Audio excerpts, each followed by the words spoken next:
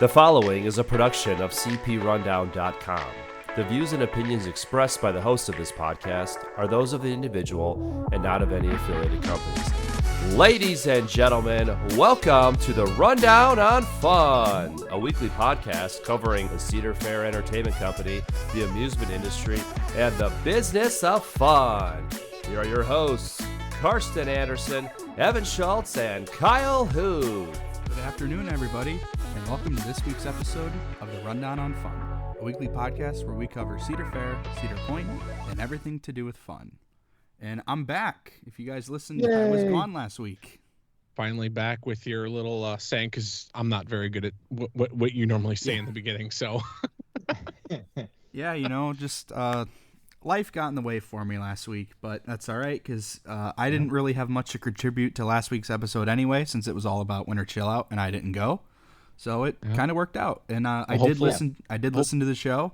I have about a 30-minute commute to work, so it took me a couple days of driving, but I got through it.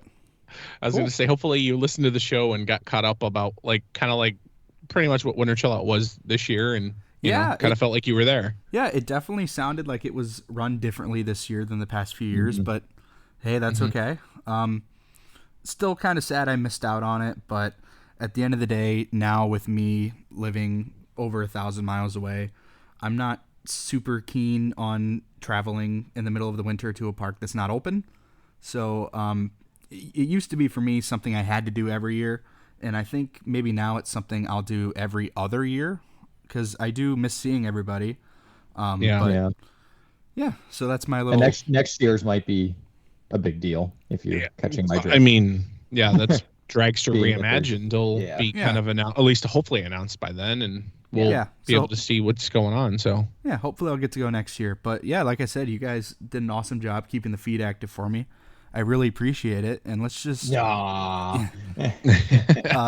this is probably going to be a little bit of a longer episode because we have some news to talk about, and then both of you have your Florida trip recap to talk about. So let's roll right into it with our first news story, which was the Cedar Fair earnings call that happened recently. Carsten, you want to go into that? Yeah, a little bit. Just a little bit of little pick here and pick there and everything. But yeah, so they had a great year. It looks like it's going to be the Q4, unless it's Q1. But I haven't seen anything that says Q1, so I believe that's probably it's Q4. It's Q4. Is it Q4? Okay, good. Yeah. But yeah, so Cedar Fair as a whole, which owns Cedar Point, Kings Island, all the Cedar Fair parks, obviously, they made $1.8 billion in 2022, and that is it's up 1.3 billion compared to 2021. I can't talk. But then also they reflected on 2009 numbers, and that's also still 2019. See, I can't talk. So sorry. Which is good. So they also had they've reached their pre-pandemic numbers, and they're blowing the pre-pandemic numbers out of the water. For instance, the full wide chain attendance for 2022 was 26.9 million compared to 27.9 million in 2019 pre-pandemic. So it's pretty much right there. It's a little bit down from 2019, but I think probably because gas prices were like $5, and it's probably deterring a lot of people in parts of the country. Yeah. So but it's good, and a couple of the parks had some slightly shorter operating seasons this year, like Valley Fair and Great America. They cut out their haunt and were only open. They weren't open on Fridays. Also, it was a lot limited. They're also saying that possibly the bigger effect in the overall attendance for Cedar Fair is Knott's Berry Farm when they put the policy in effect, talking about how they had to have the chaperones 21 and older for kids that were 18 years or younger. All million of those missing guests are just there's a lot that were supposed to be at Knott's. Kyle, Knott's. What is their demographic? Are they more teen based, or are they more family based? Yeah, so Knott's, honestly, it's kind of a mixed bag out there. It is kind of the like babysitter park in the area. I hate using that term, but it's kind of the place where people will go and like drop their kids off for a day and then come and pick them back up after work. But at the same note, it's only like 10 minutes away from Disneyland, so you get a lot of families that are coming in, and maybe they extend their trip, or they get in and they only have a half day and they go to Knott's. So looking for some thrill rides outside of Disney. yeah, their clientele is all over the place, but for the most part, yeah, it's a lot of like teens and younger adults.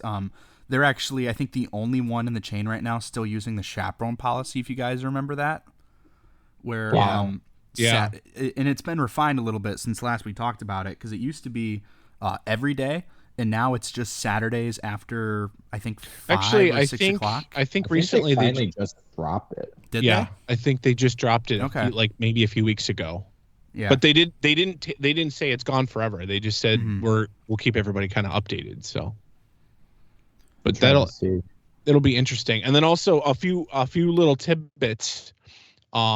That Cedar Fair reported that they sold 3.2 million season passes in the year of 2022. So that's I'd say that's really good news. I mean, if you think about 100, if you have, $100 season pass, just $100 basic, no meal plan, no nothing. I mean, that's a huge chunk of change right there. And then another thing is they talked about how Cedar Fair is working on updating their current app. So the app will finally get updated in 2024 is what they were saying. So I'm curious to see if any of the parks, maybe test parks, might roll out a new version of an app sometime. Maybe like towards the end of the year or something. Maybe, yeah, just to get, some. Did they say what a new app is going to, like, is it going to really focus on mobile ordering, or? It seems like they're wanting to have like everything integrated in your phone. They want to have where you literally can probably order food, check ride lines, like kind of like what they have now. Your fasting band is on your phone. But it just sounds like it will be, you won't have to rely, because right now their current app, like any of the parks, normal, at least the ones that I've visited to, is you click to like buy a ticket or something, and then it'll actually open up like a web page on that app itself. It's not in the app at all. So it's not app driven and app built kind of thing. So I'm curious to see, when this rolls out. So I'm excited about it. But it sounds like Cedar Fair had a crazy good year, and so it'll be interesting to see what they do next year. So I think one of the big talking points coming out of the pandemic was, when we're going to see attendance numbers return to pre-pandemic levels. And I think going into the 2022 season, a lot of dorks like us, and not even just in the amusement industry, but entertainment industry as a whole, sports, concerts, whatever, really anticipated 2022 would be the year that, okay, we're back, we're going to be back to the numbers before COVID. And it looks like that's pretty much the case, at least in our little niche world. So that's good. That's good to hear. Yeah, for very, sure. very, very good news. Yeah, and I think we were all worried about it even during the pandemic, if things would ever bounce back. Like, oh God, are people going to want to go to parks anymore? Yeah. And we're good, needless to say. Yeah. We saw the crowds this year. For me, normally I go to Cedar Point for an entire season, but this year I only got to go until July. And normally that first half of the season it's pretty dead. Like, if you hit it on the right days, both Cedar Point and Kings Island, you kind of have the run of the place. But it really seemed this year that every time I went, it was just packed. It was steady. It was a good steady. Yeah, which is really good for the tourism industry. Yeah, at least to the point where it's like, okay, it's not packed, but it's like there's people here, and like, yeah, it was. If I were traveling, I'd want fast lane. Yeah, exactly. Yeah, for sure. That's good, and that's good for revenue for fast lane sales too, and for future projects. So was that a segue, Carsten? Yeah. Speaking of those future projects, right. Future projects. Evan, do you have a little update on what's going on? I only know as much as y'all can check from the webcam, but figured we'd mention it. So obviously we had our big bit about the boardwalk from Winter Chill Out last show, but they've moved a lot even just since Winter Chill Out. If you look at the webcam, you can see that the station's building is really coming along for Wild Mouse. There's a building in front of Wild Mouse that I'm not sure what it's supposed to be. It looks like, if you look at the concept art for the boardwalk, it's supposed to be an ice cream place, but I don't know. There's a very almost complete building sitting right in front of Wild Mouse, and you could really see where Atomic Scrambler and Matterhorn are going to go in. Mm-hmm. And then when you're moving over to the Grand Pavilion, you could really see, and this has even changed since yesterday when I looked, the siding and the actual detail work, the finishing touches of the outside of the building are really, really close to complete. The whole right wing is done. The lowest level of the left wing is done. So now they just have the second floor of the left wing and the whole center to be complete. And I honestly wouldn't be surprised to see that done by the end of next week. So they're really looking along here. Yeah, it's sure. Really getting down to the point where it's just detail work, because Scrambler and Matterhorn, they could put those up in 2 days. They're basically carnival rides. I mean, yeah, they just need to, pour the foundation, which they're, if you look on the webcam currently, of it looks like. Yeah, you can see a giant. Close to. You can see a giant hole, for both of those flat rides, and then you can also see they're putting kind of the finishing touches almost around Wild Mouse, like they're starting to put a nice wood fence. Yeah. Yeah. I see that around the outside of the perimeter. And now on the rendering, I remember seeing there was like a grass and like a walkway area over on the one side, on the beach side, by the beach and stuff. So I'm curious to see if that's completely open, if we could just walk around over there, because that'll be a nice little cut through to go to Grand Pavilion, or a nice grassy area to hang out. Yeah. So it'll be. They'd have little shows over there and stuff. Yeah, it'll be really interesting to see what see what happens, but So. But at any rate, you could see that everything's moving along really well, and it's nice. It's good to see. So probably in a couple of weeks, we'll be talking about seeing the Ferris wheel cars going back on the. And then we'll also probably be talking about testing. Unfortunately, we have to wait for our coasters to test there, Kyle, because ours have to go to sleep and get rebuilt and redone, and so you guys have that testing phase, but our rides down here, they do go down for seasonal maintenance. So we all have to Hagrid's wait for went that down sometime. 2 days after I was there. Yeah, and it was down for a full week. Oh, a whole week. I know. Right. Man. You should have saw that line, though. That was crazy line for Velocicoaster when it went down that whole week. Yeah. Oh, yeah. Well, we'll get into it with the Florida trip, but not only did they shut down Hagrid's, they also implemented Express Pass at Velocicoaster the same little couple days there. Yeah. So that was, Velocicoaster didn't know what hit it. Which for me, having Express after 4 is wonderful. I would just point that out. Jerk. You'll never have to wait more than 20 minutes for Velocicoaster ever again. Yeah. Yeah, for sure. Unfair. Very unfair. Anyways. So we mentioned rides testing and stuff, so that'll happen soon. And we know, I saw on the webcams at Kings Island, and Kings Island, I believe, posted this, that stuff is starting to test down there. Mystic Timbers is up and running. They open in a month. So stuff is testing down there, but their new for 2023 expansion is not going to be ready for opening day. Was that officially said by the park, though? Yeah. That's the. It was officially said by the park. Saying summer. Okay. Yeah, it will so not. Maybe by Coasterstock. Yeah, new Adventure Port will not be ready for opening day, but hopefully it's ready for Coasterstock.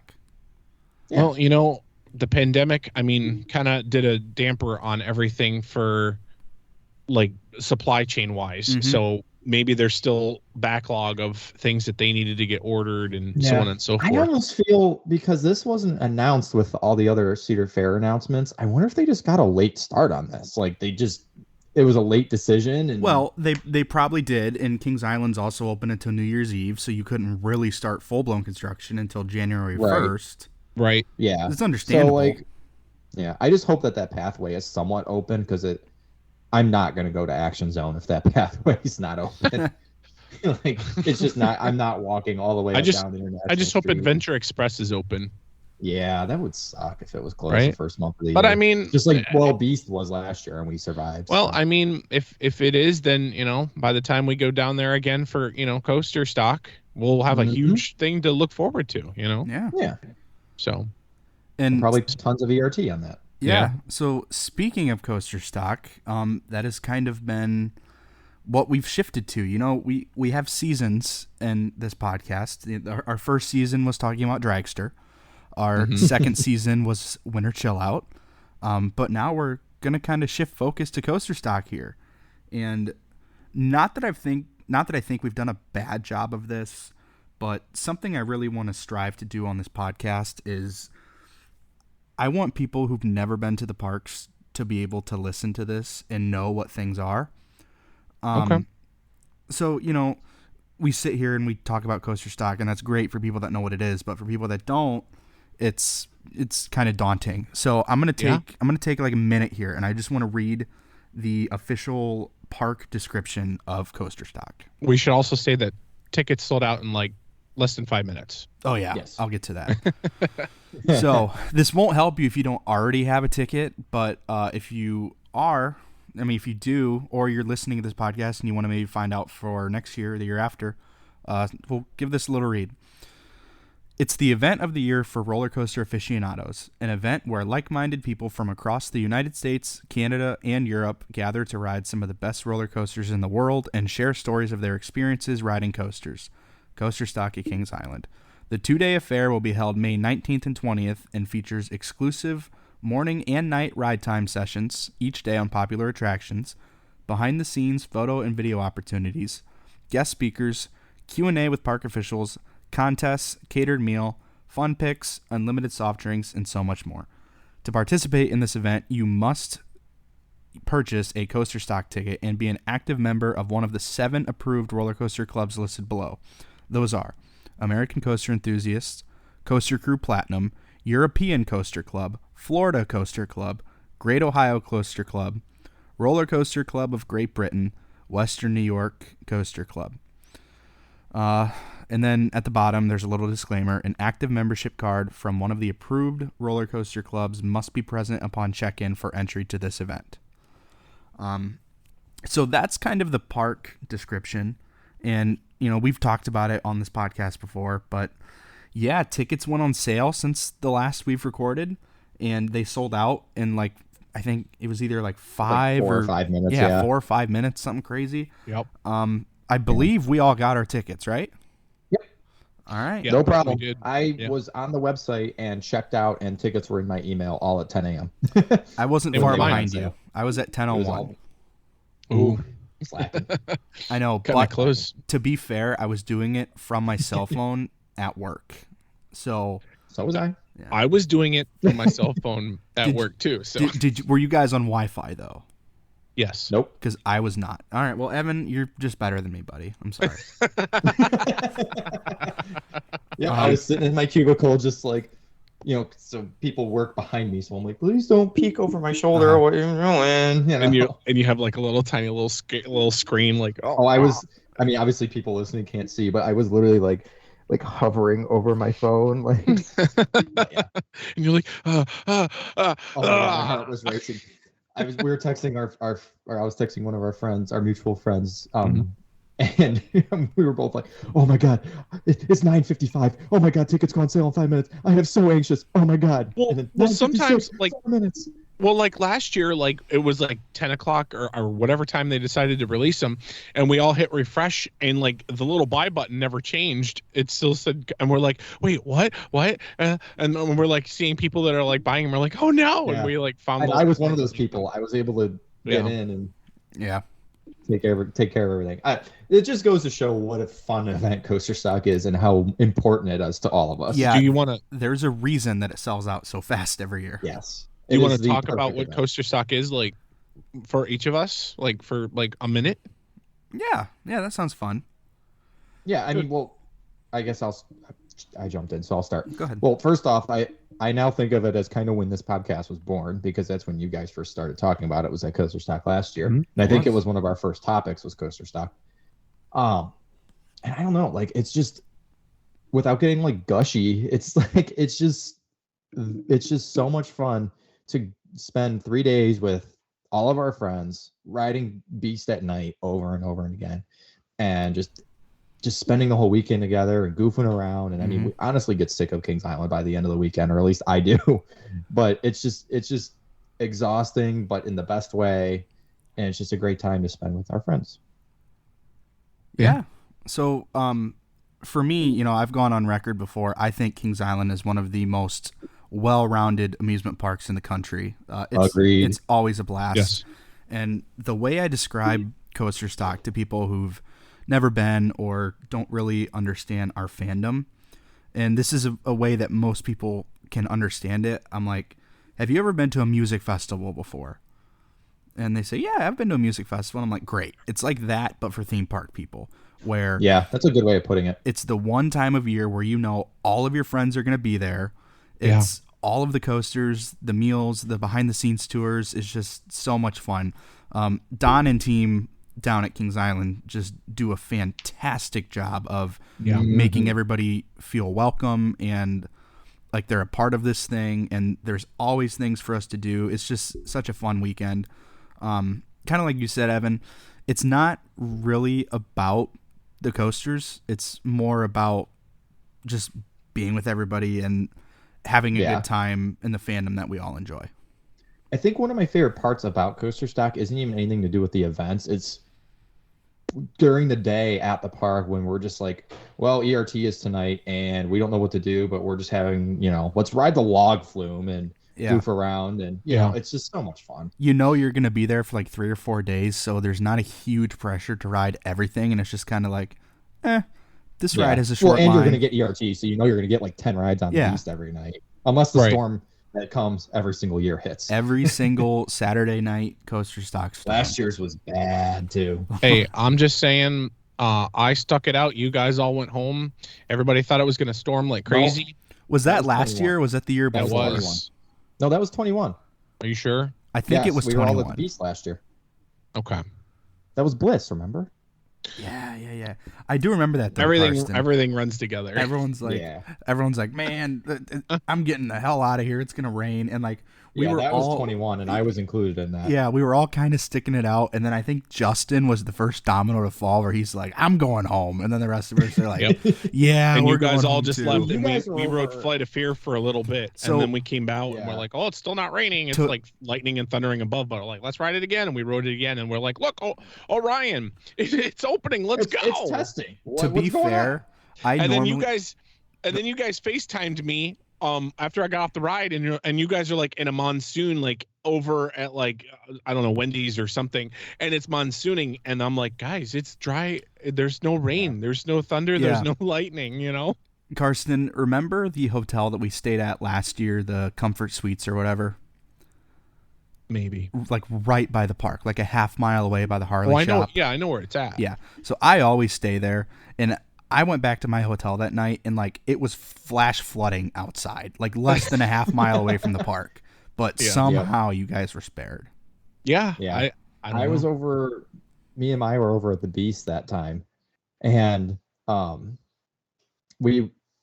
they shut it down, and we were just waiting in the station, and we were just like, you know what? It's about the storm. We are so far away from the car. Let's just leave. It's not going to reopen. And then I don't think I was like 2 feet out of the parking gate when I started getting texts from you and whoever else was back there at Orion. Like, Orion reopened. Come on. There was hardly anybody in the park when that happened. I'm going to say my little spiel about it, but I think it's great. Backing off of what you guys said, like it's all about camaraderie and friendship, and it's really cool, to see like all your friends from honestly like from that Coasterstock for me almost like kicks off my summer. And it really kicks it kind of like into full gear kind of thing, and you're like ready to go. Because honestly, a lot of the people that you see at Coasterstock, like you'll talk to them for, you'll talk to them for, online and things like that. But when you haven't seen them, since maybe closing day or closing weekend or whatever at Cedar Point. And then it's like, oh, hey, that's when you get to see him again. And then it's really, really cool. The ERT is awesome. If anybody doesn't know what ERT is, it's like exclusive ride time The park will close, say, at like 10 o'clock, and then from like, say, 10:30 until like midnight, 1 o'clock, whatever time the ERT is, they'll have a ton of different rides on ERT. So you can ride the Beast, you can ride Diamondback, you can ride Mystic Timbers. There's all kinds of different things on ERT, even flat rides. You can ride what's that kid coaster that the Great Pumpkin Great Coaster. Pumpkin Coaster. Yeah, That we waited like 45 minutes for last year. it's really funny to see because there's a lot of people that actually go to Coasterstock to either ride it for like their first time or something, but you'll see the line all the way down the midway, and people will be waiting Maya to needed ride that credit, so we waited like 40 minutes for it. But Instead of riding Diamondback like 12 if times you have over. if you have a chance to go to a coaster event, always try to circle Coasterstock is the one. Coasterstock, because you get a lot of bang for your buck. And you kind of touched on it too, but another thing I really like is, you really sit down and you think about it, and you're like, okay, so our group is like 40 people, but you don't all hang out all day. You break up into like little subgroups, and a couple of you go here and a couple will go there, and then you'll meet up at dinner and everyone will eat and share stories, and then you kind of break up again, but once ERT comes back, everybody's back together again. Yep. And it's just because we all know we're going to end the night at the Beast, so Yeah. we all know we're going to end that night together. And, it's just such Last a fun one on the weekend. Beast. or at least the back car, because we can't all have the back car. Yeah, and I know especially for me this year, now that Kings Island is not as accessible to me as it used to be, I'm really gonna have fun. Not just doing the rides, because I've done them all a million times, but just seeing everybody and just being there. It's gonna be so much fun. Oh yeah, for sure. Absolutely. Well, but we did get to see you almost a month ago now, believe it or not. Was it almost Transition. a month? Oh my god. Yeah, my flight was the 17th, and we are recording here on the 10th. On the 10th. Oh my So god. we are really behind. Hey, you know what? We've got other priorities, but at least you won't forget, and you got pictures to remember if you can't remember. Yeah, I have a ton of really good pictures.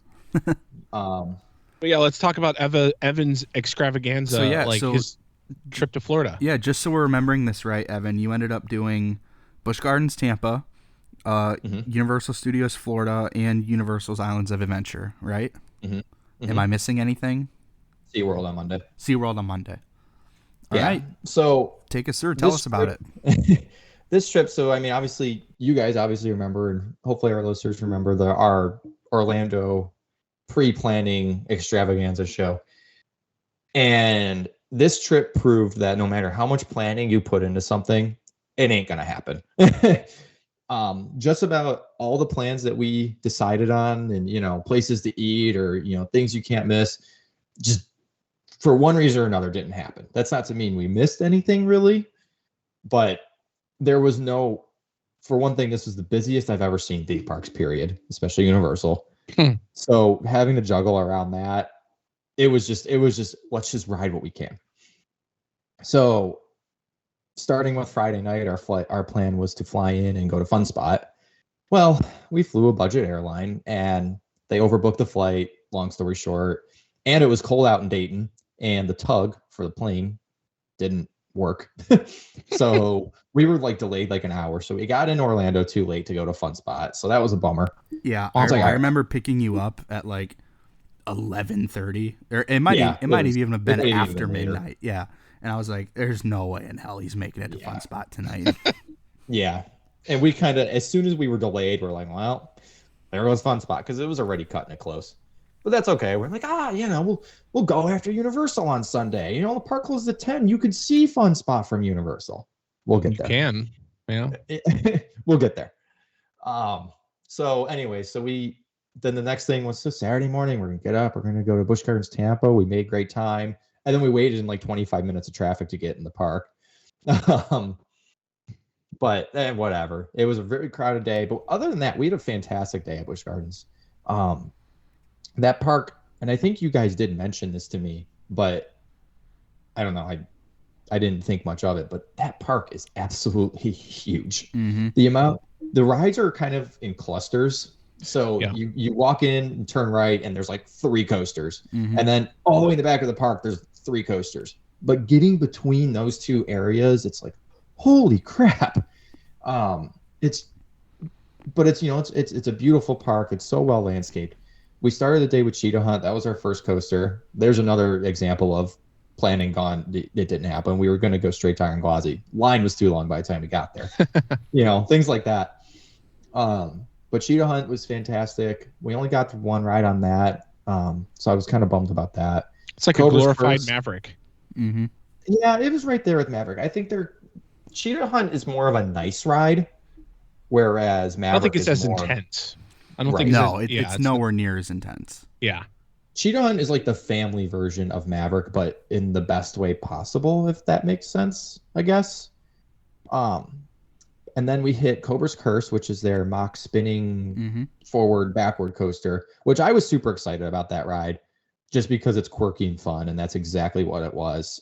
Another ride we only got one ride on. Again, it was packed. Even we had Quick Queue Unlimited.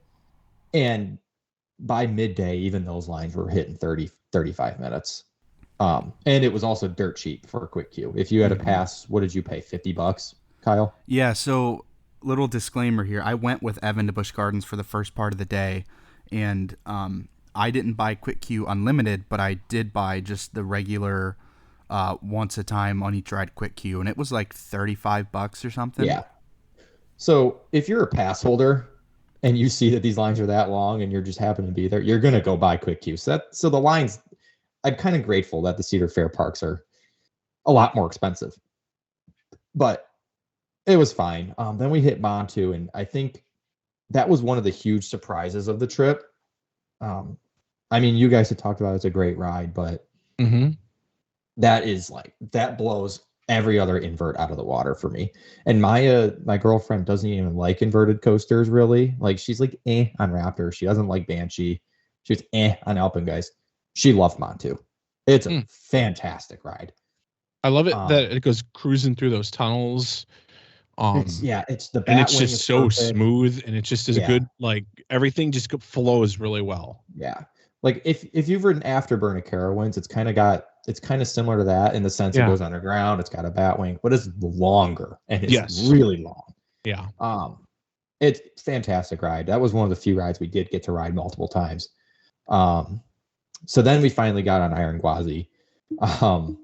And we don't, there was a story with that, but we don't need to tell. But it ended up being a great ride. We rode in row 2 the first time, I believe. And yeah, it was a fantastic ride. But then we went back and rode that twice more at night in the back. And that solidified it as not as good as Steel Vengeance. Sorry, Kyle. It was close. But better than Zadra. And I've gone on record multiple times saying that I love Zadra, and I think Iron Gwazi is going to be very similar to it. And it was, but it's better because of that death roll that everybody talks about. The reverse 0G thing, downhill thing through the lift hill. It is one of the coolest elements I've ever had on a coaster. Nice. Let's see. Shikra, only got one ride on it. Best dive coaster, which you wouldn't think because it's got the least number of elements, but it's just so smooth. And it actually is airtime, like a good bit of airtime. Lots of fun. It's also like it's also nice, like those dive coasters, like you literally can like sit, almost on the edge, and they almost have you sit way longer than what Cedar Point and Valraven lets you sit, because it's really like you drop really quick. But it'd be really nice if you could hang there for a little bit longer, and but capacity. Also, shout out to the Busch Gardens. Loved the park, but their operations were a little lax. Except Shikra, their crew was moving it. That's good.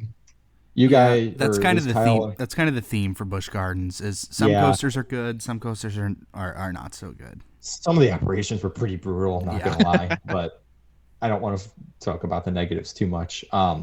Kyle, you had recommended.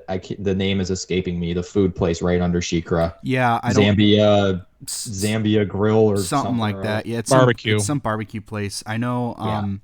At the SeaWorld Orlando counterpart is called Voyagers, and the Busch Gardens Williamsburg counterpart is called Trappers. So it's something like that. Same menu as the other two.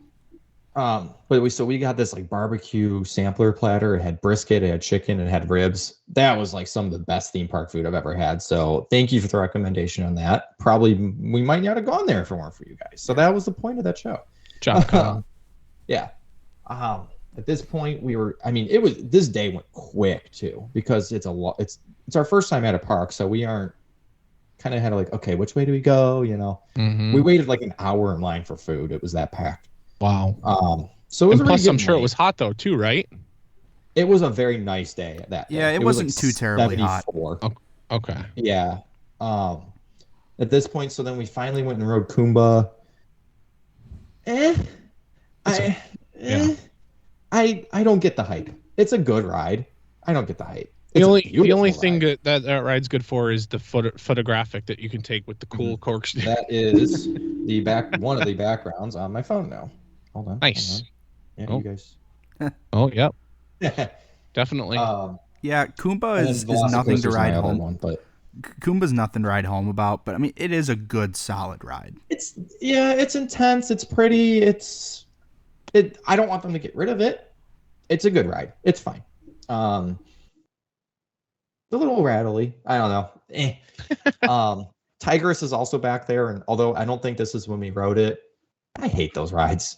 I hate those the Tempesto Tigris, whatever they're called, the Skyrocket 2 models. It's again pretty ride. I love the orange and black in that part of the park, but do you just not like the restraints? It's not even the restraints that really bother me, because I've ridden one without the comfort collars, Superman Ultimate Flight out in Discovery Kingdom. Discovery Kingdom. And that doesn't have them, and they're just stupid rides to me. Yeah. They're kind of rough, and they're kind of nauseating, and Maya liked that ride a little bit more than I thought she would. I don't know. Fun little disclaimer for people who don't like those comfort collars. Not saying it's a 100% like ready to go thing, but SeaWorld Orlando, they have the same restraints on Icebreaker. And one of the trains is undergoing maintenance right now, and the comfort collars have been completely removed from the ride. And that train has since returned to the track, has it not? Like, it's not in service yet, but yes, it has been in the shed. It has been returned to the transfer track without comfort collars. Yeah. Interesting. So that's good. That might be That's very good though. news, because then we might see them go away at all the SeaWorld parks. I don't know they don't do anything. They're just kind of there, and they're hard to get in and out of. And it's definitely for a lower insurance premium. Like, that's 110% why they're there. They don't actually do anything. But just the fact that it's another layer of redundancy lowers the insurance premium on the ride. Or maybe it's because GP are like, oh my god, I got to hold on to something. It's going upside down, and I need a shoulder hard. I don't know. They suck. Yeah, I definitely think that like it's almost like putting on like an oversized coat, and you're like, yeah, and just getting in and out of those trains. And if you've ridden Skyrocket at Kennywood, that's probably the closest train to us that's like this, but it doesn't have comfort collars. It's just, you have to like really, like, your feet don't fit right. I don't know. They're just whatever. And at a park like Busch Gardens, it's packed, and it can only run one train, and it's a smaller capacity train than even like Wicked Twister had. I don't know. I don't get it. I don't know why they put those things in. Anyways, moving on. That's my big negative gripe about Busch Gardens, is that Tigris exists. But it's a pretty ride. I'll give it that. So then the Pantopia section of the park is right there in the center of the park, kind of by Kumba. And Falcon's Fury was closed, and Scorpion was closed. Don't know if either of those have reopened since we've been there, but Scorpion has. That's their Schwarzkopf, right? Yes. Yeah, that one has.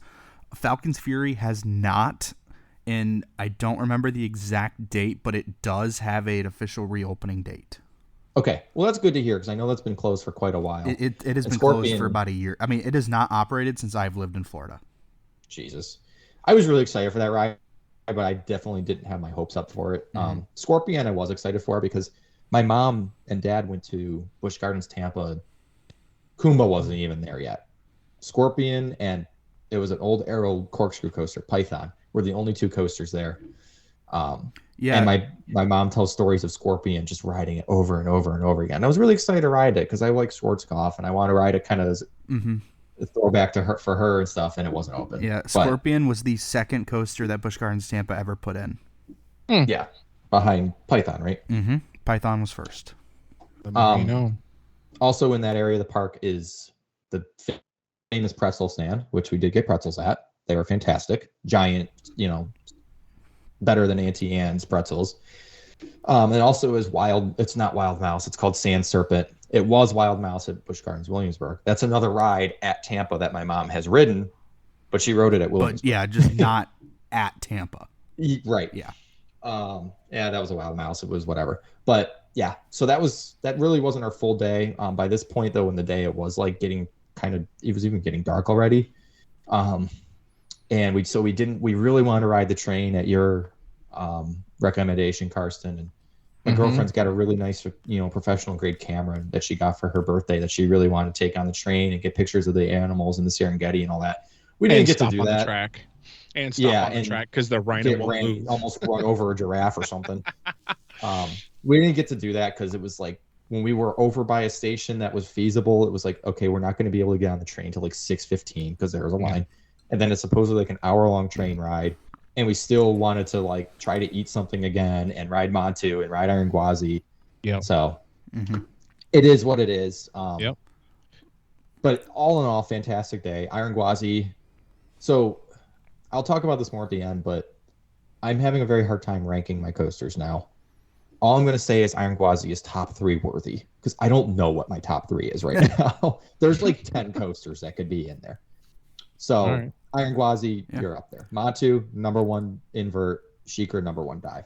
Before we move off of Busch Gardens, I am going there, I think, Tuesday this week. Ooh. To try out Serengeti Flyer, their new SNS swing. I wanted to mention something about that. Yeah. So they were having employee previews for that the day we were there, and we didn't know that. So I'm on Sheikra. We're on Sheikra. And I happen to look over at it, and I see this thing going full cycle. There's hands up in the air everywhere. And I'm like, holy crap, they soft opened it. They didn't. There was still like a giant construction wall up, but there was kind of an employee just like kind of standing by like the gate, like, oh, there's a construction wall. Oh, you're an employee. Come on in. Yeah. Like 2 days after you left, they started pass holder previews. Yeah. And with my pass, I could have went to the first day, but I just haven't had time to get back down there because, I'm very close to every other park in Florida, but Busch Gardens, it's a good, like, at least half-day commitment if I go, just because of the drive. Yeah. Yeah, what time? I mean, you didn't stay very long. You didn't get home till like 3 when you were there with us. Yeah, I also wasn't like driving pedal to the metal, and I made a couple stops. But okay. A good rule of thumb is that I've found when I go to Busch Tampa is it'll take me an hour to get there, and it'll take me about an hour and a half to 2 to get back. Mm-hmm. Yeah, it took us quite a while to come back because we had dinner plans at City Walk that night. At your recommendation, Kyle, we went to Antojitos, a Mexican restaurant. Had their fresh made guacamole that's made right in front of you. Super good. We both had fajitas. The steak on the fajita I felt was like steakhouse quality stuff. Not the cheapest place in the world, honestly, because we did get like the most expensive entree item. Yeah, it's not the cheapest place, but it's also like I go it's there. So good. Yeah, it's so good. And also I go there and I don't get the guac every time, but if I just go there and I get the free chips and salsa and an entree, I'm walking out under $20. Yeah. So we got the guac. We got like the expensive fajita that's got chicken and steak on it. And then it was busy and the server was stressed, so I kind of felt bad and I tipped her pretty heavily. So it was a $90 bill, but whatever for 2 people. But it was so good and it was so worth it. And it was kind of fun. So we entered Universal City Walk at 9:58 about. On a night that the park closed at 10, mind you. Bingo. So our first exposure to Universal, I'd never been there at all, was just the horde of 2 full theme parks on a Saturday holiday weekend. Everybody leaving at once. It was terrifying. But that's City Walk. I made a comment last week. I went to City Walk or Universal last Saturday with Dean, Abby, and Ray. And I'm not super proud of the comment that I made, but I'm going to say it again. Leaving this place is like trying to fight for the last boat off of the Titanic. You're right. It just is. Right. It's insane. It's absolutely nuts. I can't believe that those theme parks fit that many people. They don't seem that insanely large. Yeah. But oh my God, it's insane. But so it was kind of cool that night to kind of walk around City Walk real quick and oh wow, there's Velocicoaster, there's Hulk, there's Rip Ride Rocket. Let's go eat. Okay, let's go home because we were tired. Because then it was right back up early in the morning to get to Universal and actually do the parks. Our plan was to go to Velocicoaster right away, and that actually did work out, but it was already posting a 2-hour wait by the time we got there. Did it end up being a 2-hour wait? Did you wait for it? No. So the reason it took us a while to get there was because we had to get our souvenir cup and we had to get our express passes renewed, and the guest services had like one window open, which whatever. Why at 9:00 in the morning on a holiday weekend, but whatever. But yeah, so we get there and it said 120-minute wait, and I'm like, well, it's Velocicoaster, I'm waiting. And Carsten's the only number part one. Yes, exactly. And so the queue was through the whole outdoor part. Then there's those switchbacks as you're heading back into the building. Those were the only part of the line that wasn't being used, but the whole outdoor section was. But that was kind of a blessing in disguise because we got super cool photos of the ride because you're right there next to that barrel roll, which we otherwise wouldn't have gotten. That's very nice. Yeah, so we ended up waiting 100 instead of 120 minutes or 2 hours. We waited an hour and 20 minutes. So that wasn't too bad. The line really moved. Contrary to Busch Gardens, that was like the best operations I've ever seen. I mean, trains were coming by legitimately every 30 seconds. It's absolutely bonkers. And it's also nice they don't have to deal with seatbelts or anything too. Right. And like I could talk about Universal for like 4 hours. But well, let's just get the best hits. Yeah. So Velocicoaster was it was I'm not going to say it's number one yet. It's number one. But it could be. It really well could be. And you're going to ride Steel Vengeance in Cedar Point, and you're going to be like, okay, Velocicoaster. Well, and here's the problem. I'm going to ride Steel Vengeance when it's like 40 degrees out, and it's going to be like those bunny hills at the end. I'll be like, right, barely making it over. So, but yeah, the queue line is super cool. You know, with Chris Pratt yelling at you after the lockers and the Raptors, the animatronics, and you see the launch and the Raptors follow it, and it's so cool. And I've seen all that stuff in photos, but to actually see it in person was just mind blowing. Makes me want to have a pet dinosaur when I go check out all that like stuff because it like looks real. As Chris Pratt says, they're pretty dangerous, and you don't want to mess with them because they think they're food. Right? Because we wrote it 3 times, so we heard him say this line over and over. He kept saying, "Now I say the Raptors are so dangerous, and they put a roller coaster in the paddock." I want to derail this conversation like very quickly, and then I'll shut up. Okay. Universal, I love them, but I'm gonna make fun of them here for a minute.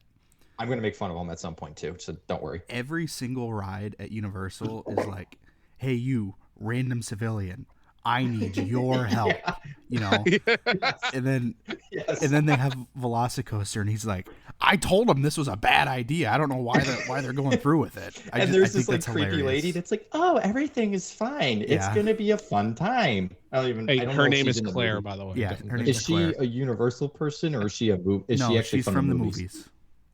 Oh, okay. I just think it's really funny that it's all like, "We need your help," and then Chris Pratt's like, "Freedom fighters. Yeah, we don't need your help." Chris Pratt's like, "You shouldn't be here. Just leave. This is a dumb idea." It was so funny. Put a coaster in the paddock, they said. It'll be a good idea. Yeah. All right, I'm done. Yeah. I like so that. Chris Pratt basically owns Orlando because he also stars in Guardians of the Galaxy over at Epcot. And there is a minifigure of him at Legoland because they have a Jurassic World part in Legoland. See, he owns that city. He's just making bank just off of the parks. He's a really good actor. We watched Guardians of the Galaxy the other night. Anyways, totally derailing the conversation. So then it was over to Harry Potter at the whole Hogsmeade area. We did get on Hagrid's and waited a hefty bit. Did you like it? Yes, it was kind of like Cheetah Hunt in the sense that it was just fun. Like both Cheetah Hunt and Hagrid's, my immediate reaction, and this seems like a cop-out reaction, but it's the best way to describe both of them. Nice. Just nice. Like, I don't know how else to describe it. Yeah. The onboard audio is a lot of fun. Hagrid, of course, is funny and whatever. The drop track, maybe I shouldn't have spoiled it for some people. It's all right. It's been out for like 5 years at this point. Yeah. Maya didn't know it was there. The drop track was really awesome. It seemed bigger than Verbolten's. Spoiled that one too. That's been out for like 11 years. And then the launch and the spike, and it's a ton of fun. It's a really cool ride, and it didn't break down at all while we were on it. It did when we hit the brakes. It's a very complex ride. Like there's like 14 ride vehicle coaster nuts. Trains, and like there's a lot of moving parts. There's a lot of switch tracks. Yeah, there's 7 launches. There's 7 launches. There's 3 switch tracks. There's a vertical spike. It's at any insane. given moment, the trains are only 30 seconds apart from each other on the track. Like it's insane. Like it's just boom, boom, boom. And the station, it's not like it's not a traditional station either. Like the walkway's always moving and the trains are always rolling. So it's a continuously moving, which surprised that works at all. Because honestly. if some if like a guest with like handicap disabilities or something like that needs to get on, I'm sure they slow that down or stop it, and then might throw everything off, and then everything will be all bottled up until they catch back up, kind of thing. But it's nuts. Yeah. I can't believe that ride ever works, to be honest with you. Just the complexity of it. That was really cool. Next was Forbidden Journey over in the Hogwarts Castle. That was our first dark ride. It's this weird robot arm that mixes screens and physical sets, and that was just what I'm doing right now was my actual reaction. So, like it's a mind-blowing experience. Those are called Kuka arms. That's the name of the ride vehicle, and it's manufactured by a company called Dynamic Attractions.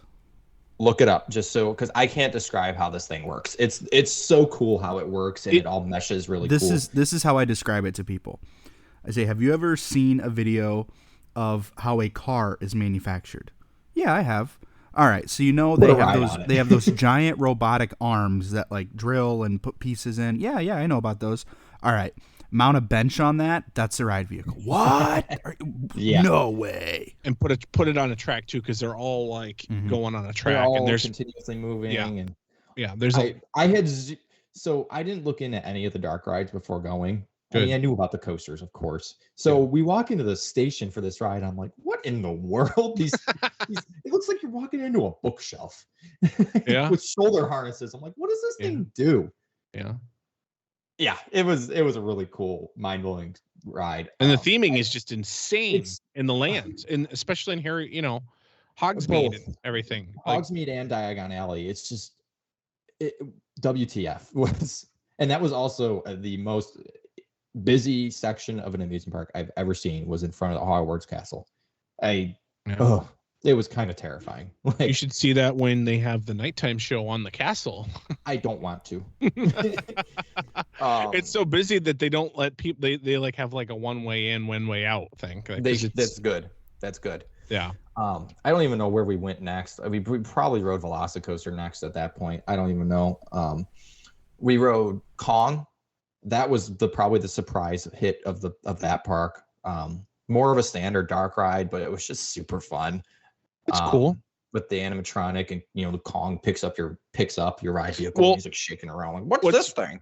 What's really cool is each driver for each one of the vehicles that you get in has different personalities, different like sound, like they obviously sound different and stuff. Driver. So it's not actually driven, right? But it really looks like it could be a real driver because he's moving his head. Yeah, it's also not a real person. It's an animatronic. Okay, well, spoil my fun. Carsten's been going to Universal all these years thinking somebody actually was driving. He thought like the same 8 people have just always worked on the ride. Like, wow, they find these real life like people and or look alike people. Every single time I always ride with Joe. They only hire quadruplets to operate that ride, and they can't have everybody can't have the same day off. Yes. Yeah, that was a super cool ride and really cool just ride building. Yeah. Dudley Do Right, best log flume. I mean, if you can even call that a log flume, it seems so above and beyond everything else.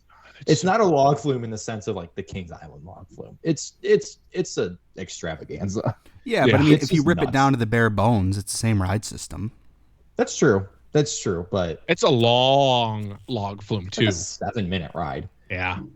You'll get soaked on it, but it's so much fun. Yeah, we got absolutely soaked. I think at this point we took the Hogwarts Express over to Studios. We went Diagon Alley. We did Escape from Gringotts, which is a roller coaster kind of. It has a launch. It has a weird tilt track thingy. It was super fun. Did anybody prepare you for the tilt track? Did you know? No. Okay. I didn't. Nice. So when they, can I spoil it? Yeah. Okay. So I don't even remember who it was. Cast the like Bellatrix. spell. And I'm like, I see that happen, and I'm like, oh my god, we're gonna do another drop track, really, Universal? And then it was just a tilt. I was like, oh, that's kind of cool. Okay, yeah. So that was fun. And then the ride itself was fun. It has a couple quick little launches, and yeah, fun ride. We saw the dragon do the fire thing. Oh, sweet. I don't know where we went then. We probably Simpsons. we rode Mummy. We rode Mummy first. Mummy was awesome. I love Mummy. I had only ever seen videos of the one in Hollywood, and it has all the same tricks, but they're in different orders. Like, okay, Orlando pretty much starts with that reverse launch, where that doesn't come until like almost the end of the ride in the Hollywood one, from what I remember. Somebody can quote me on that, but yeah, that was a super fun ride. Again, and this goes everywhere. Theming was through the roof, except Simpsons. I do not hesitate to say that is the worst amusement park ride I have ever ridden, and it needs to be torn down immediately, and I will happily go there and stomp on the ashes when it does get torn down. That was the worst ride I've ever experienced. It was stupid. It was uncomfortable. It made us sick. It was a quote unquote walk on, and we still waited 35 minutes for it because it just takes forever for some reason. Oh my god, it sucked. Was that the same ride system that Back to the Future had? Yep. So that ride sucked too. Sorry. Well, everybody. Back to the Future was a beloved attraction because it wasn't as intense with the motion, and it was for an IP that people really cared about at the time. That makes okay. So maybe I wouldn't have hated Back to the Future as much, but the ride system still sucks. Yeah. And it's a stupid loading system, and I just didn't like it. It's very slow and tedious. We walked right into the like pre-show room where Krusty's kind of like yelling at you and stuff, and Yeah. I'm like, oh, we're gonna get right on this. It was almost broad daylight when we went into that building, and it was dark out when we left. That sucked up so much time. Wow. And because of that, we didn't get to ride a couple things that we wanted to. Did you get to ride Men in Black? Yes, that was what we rode next. Nice. After getting a Krusty Burger, which was pretty good. It wasn't crazy. It's Quick cool. service, Like though. it's cool that you can have like the items from the show, you know. Yeah, it was cool. And it had like specialty sauce, and it was good and whatever. And we were in and out of there in like 20 minutes. We ordered, ate, and digested our Krusty Burger in a shorter time than it took to get on the stupid ride. God, I have a personal vendetta against that ride and anybody who likes it. So next was Men in Black, and was it you, Carsten, that told me about the ending, the surprise at the end? Yep. I took care of that. Good. Yes, I kind of knew it was coming from the beginning of the ride. You saved the planet.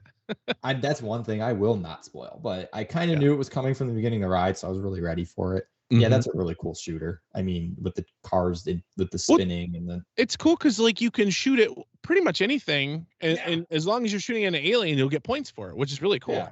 And I won between both teams, whatever. Oh, that's good. Yeah.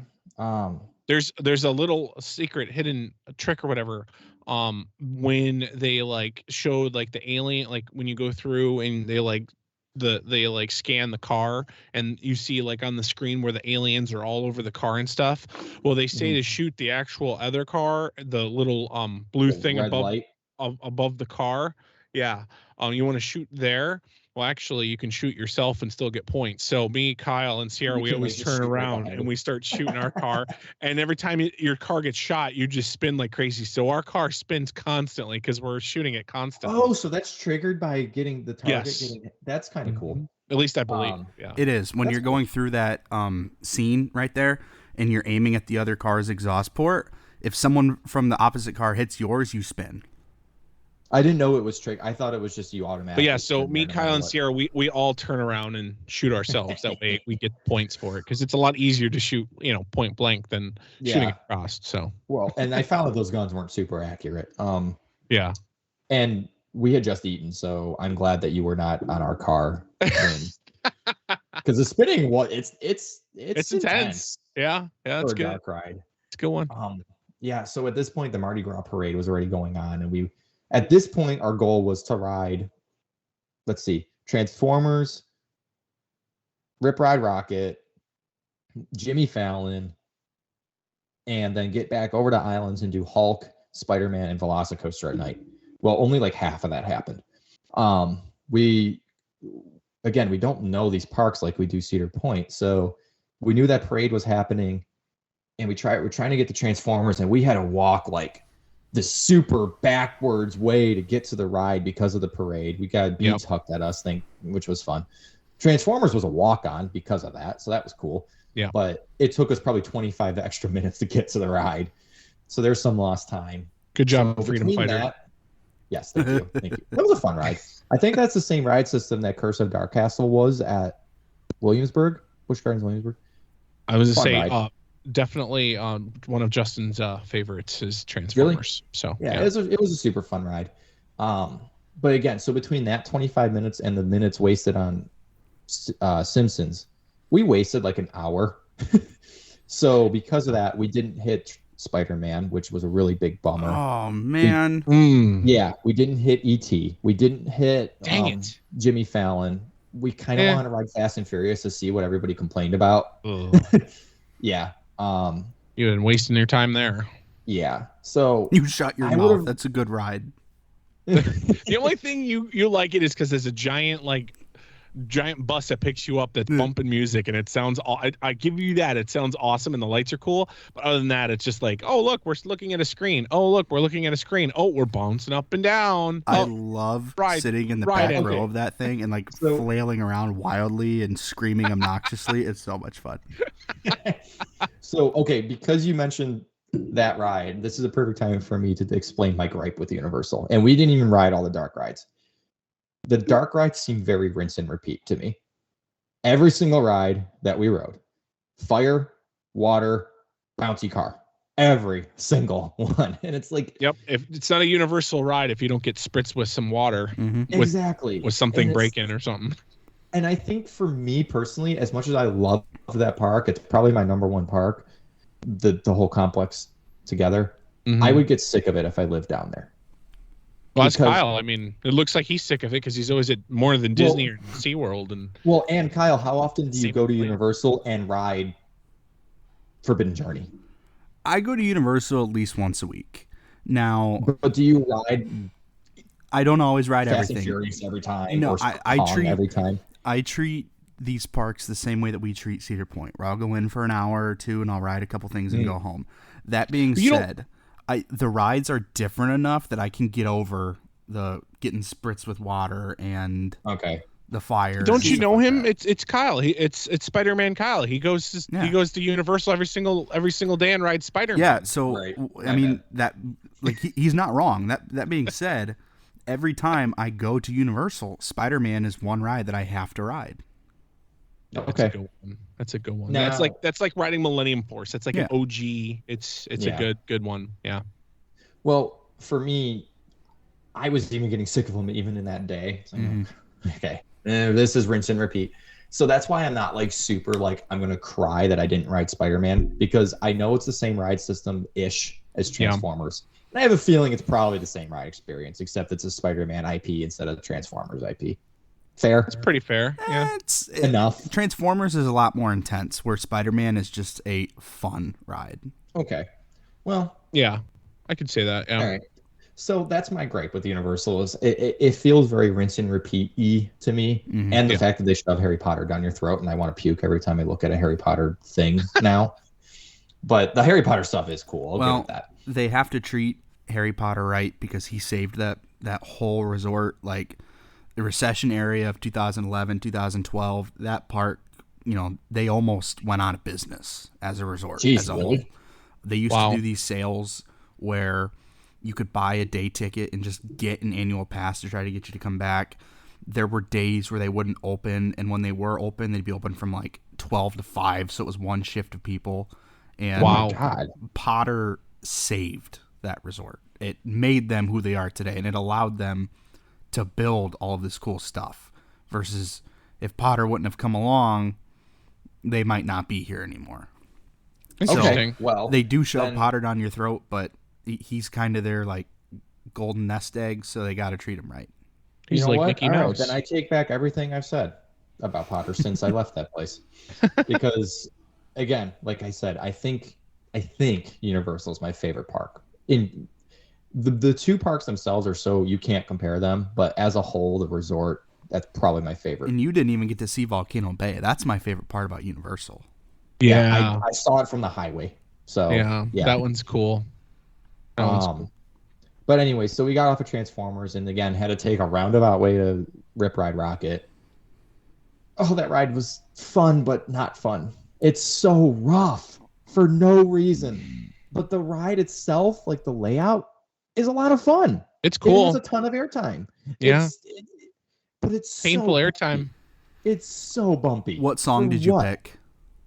MC Hammer.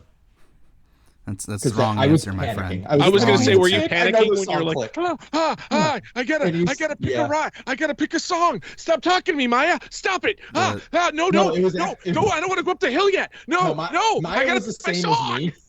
It was the ride ops that were like, okay, put down your lap bar. Okay, you're getting ready to go. You're ready to go. And oh my God, I'm like, shut up. There is only one correct answer when talking about songs to pick on that ride. And it is Rainbow Connection by Kermit the Frog. Is that a secret menu one? No, it's not. That's the funny part. I mean, I like listening to Stronger, but I will remember that the next time I'm there, and I take some Advil and then get on that ride. Yeah, you need like a shot of morphine or something, not Advil. It's a fun ride though. Yep. So at this point, it was like probably 9 o'clock. The park closed at 10. So we had to hustle over to Islands. We still hadn't ridden Hulk. We wanted to try to get on Spider-Man, which didn't happen. But we did walk on Hulk.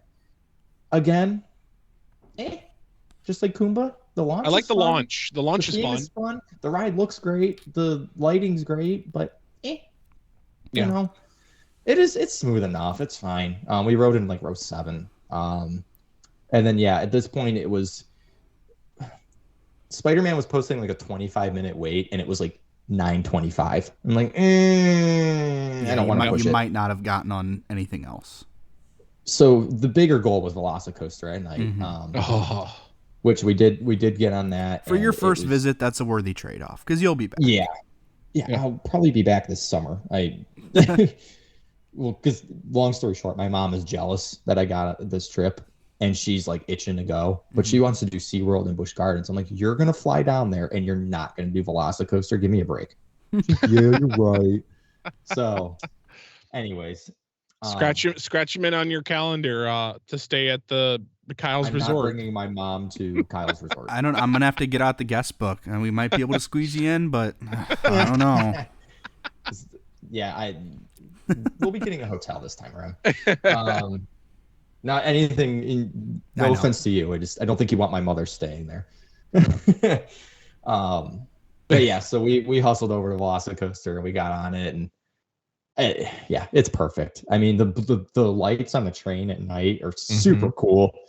I think the theming wasn't as great on the ride at night because you can't see the raptors like jumping at you because it's dark. But it's a great night ride, so who cares? Let me just talk like the Heartline roll. Hello. It's insane. As Justin always says on Maverick, touch the water. Well, I feel like I could touch the water. Yeah. Yeah, you feel invincible, and you're like, I'm gonna try to touch the water, and you're not even close. But yeah. So yeah, Universal, that was that.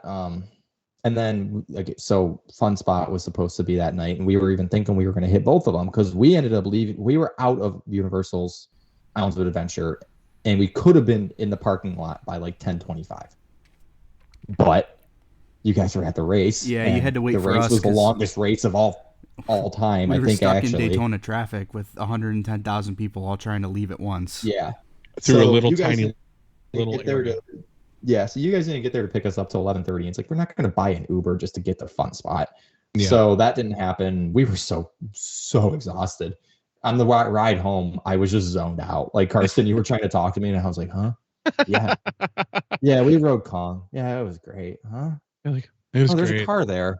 Everything's all blurred. Oh, hey, look, we're back at Kyle's. Okay, good night. It was I died that night.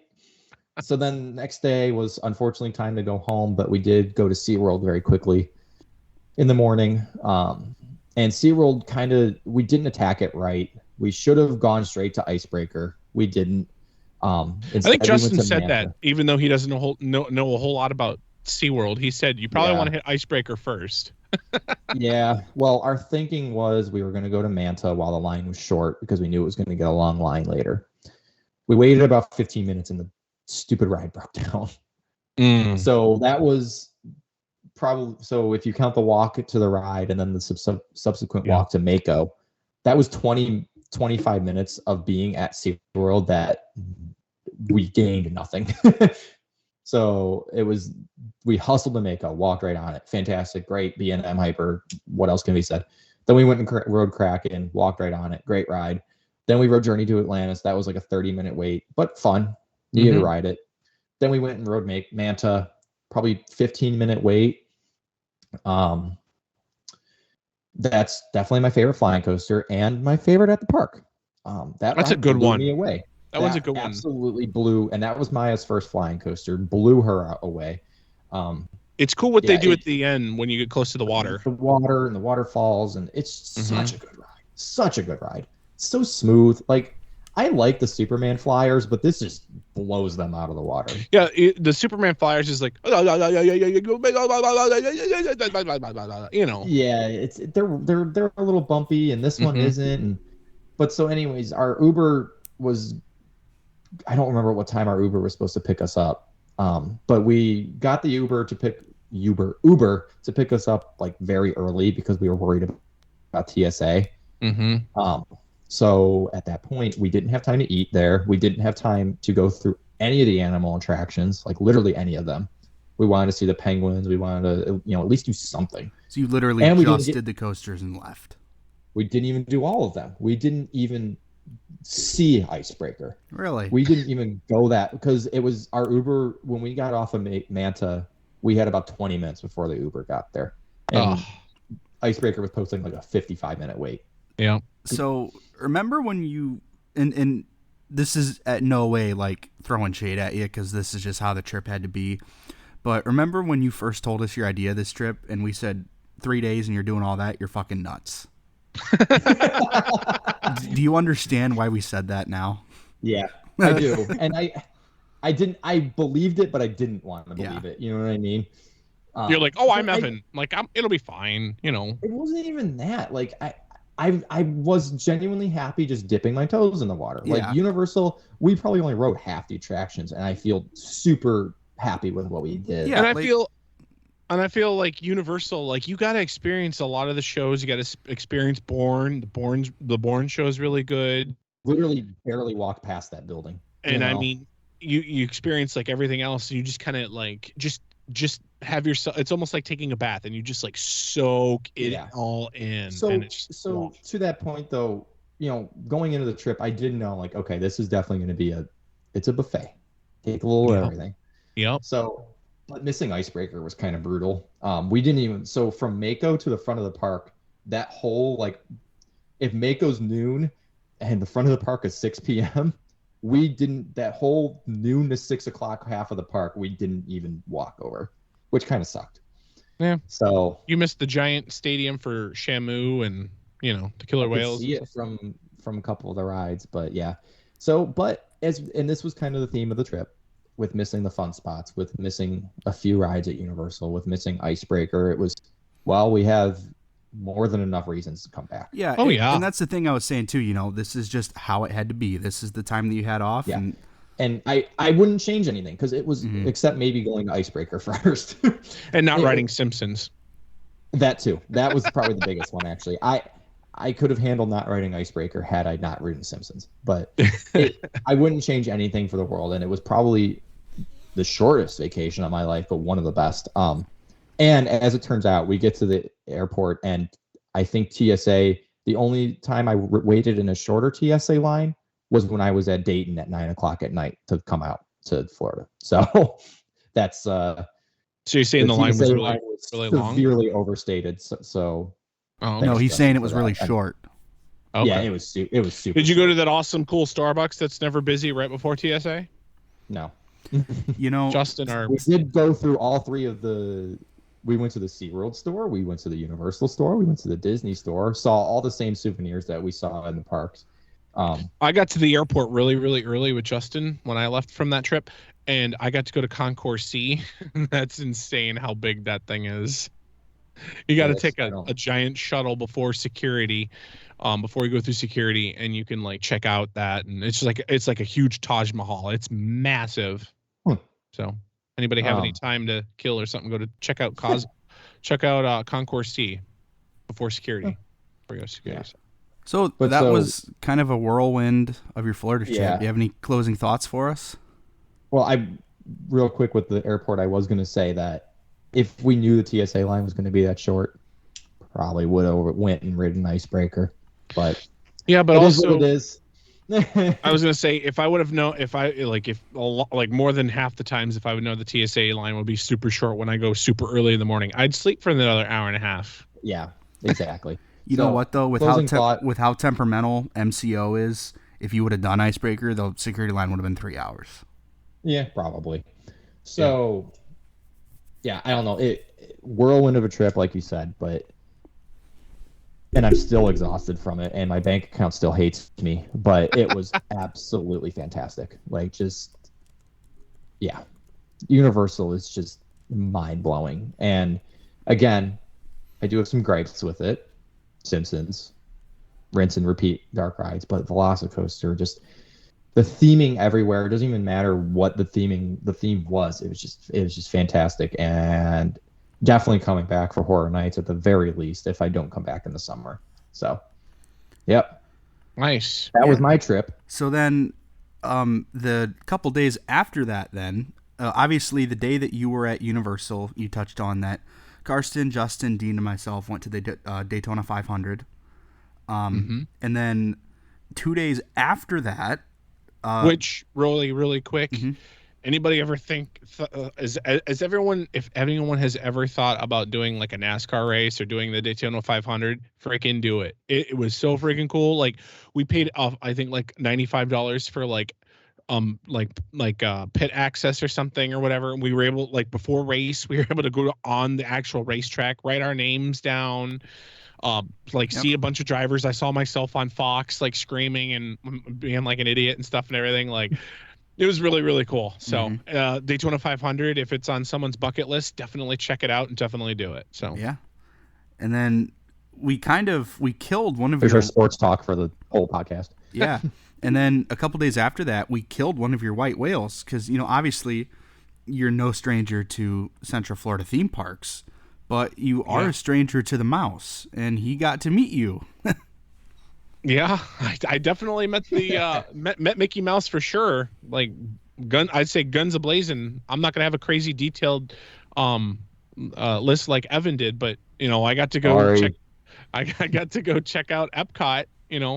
I've never been in Disney property. I mean, I think I might maybe when I was like 5, but I really don't count that as like being at Disney because I don't remember any of that. But I got to see Epcot. And I don't even count that. I got to see Epcot and the giant ball and everything, and you saw my reaction, Kyle. I'm like, whoa, that's awesome. I always thought it was like a giant golf ball. I had no idea there was a ride inside that. Like, I literally know nothing about, like, I'm starting to like since the trip or whatever, I joined a few group pages and a group Facebook pages and stuff or whatever, just to like kind of like get into it. Cause I'm not going to lie, I kind of want to buy a season pass because it's fun. It really is adaptive, and the theming is really cool. I liked Epcot because it was very spacey themed and like it felt like a giant Magnum XL200 station when walking around the front entrance. Like that's the kind of vibe I got from it. And then we started. Please don't compare Disney theming to Cedar Point. we started you off. Like, sorry, Cedar Point. But no, Disney knocks it out. The vibe was the same. Yeah. And then we started him off nice and strong with Guardians of the Galaxy Cosmic Rewind. The other Chris Pratt ride. Wow. Okay, so I haven't watched any POVs. That's the one thing that I don't do. Neither have I, so don't spoil anything. I don't watch any POVs. I don't watch anything. Without spoiling it. Oh my gosh, it feels like you're like literally like flying through space. I don't know how they did it.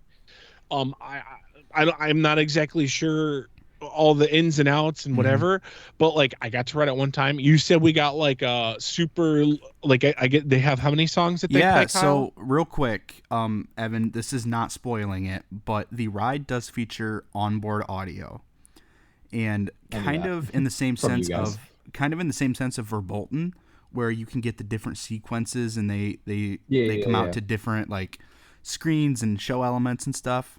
There are 6 songs that you can get. So there are 6 songs you can get on Cosmic Rewind, and it's completely random every time you get it. September, Disco Inferno, Conga, Everybody Wants to Rule the World, Iran, or One Way or Another. 6 songs, you'll get one of those on your ride. The rarest and hardest song to get is Everybody Wants to Rule the World by Tears for Fears, and that is the song that Carsten and Justin got for their first ride. Of course, that's what happened. Right? Yeah. Well, take me to the casino because you win a lot of money as well. Because I've been told I'm good luck. So, oh man, So we got to do that song, and it was just like everything, just the way that it flowed, and I'm like, I don't feel like I'm on a coaster. I felt like I was traveling through whatever time zone and time warp or whatever. And I'm like, oh wow, look, we're back on Earth. I was like, whoa. It is one of the smoothest coasters in existence. Yeah, I've heard that a few times. Best coaster at Disney so far. I keep hearing that is like the best coaster experience. Maybe not the best coaster. Yeah, but the best experience. If we're gonna rip Guardians of the Galaxy out of its box and just place it in a parking lot next to like Magnum or Millennium Force, like it doesn't stack up to that. But just the whole experience of the show scenes and the sets and the songs and the fact that the different songs correlate to different dialogue and show scenes, it's so well done. Yeah, it was cool. But then we did a little bit more about Epcot. I was able to do what was it? The living with the land. Yep, that was a cool little boat ride. Also, I was gonna say, Evan, you were talking about how Universal kind of rinse and repeat with their dark attractions. Disney's kind of the same way, only with their boat attractions. Yeah, Disney has a lot of boat attractions. I think I went on like 4 or 5 different attractions, and they were all little slow boat rides through everything. Like they're really good. Little Snake River expeditions. Yeah. They were like, oh, cool, and I'm like, oh wow. So that was cool. That's how a fruit is made. Yeah. It was cool to see like how everything, or whatever. I also got to knock this off my bucket list for sure. I've been thinking about this for since it got built, but I got to do Mission Space. Yep. Justin unfortunately decided to tap out on that one because he was a little afraid of the intense version. Yeah, question. Do they still do like the less intense and the more intense version? Yeah, so when I was there in orange side is more intense. I did the less intense one. So that's green side. And I don't remember it at all.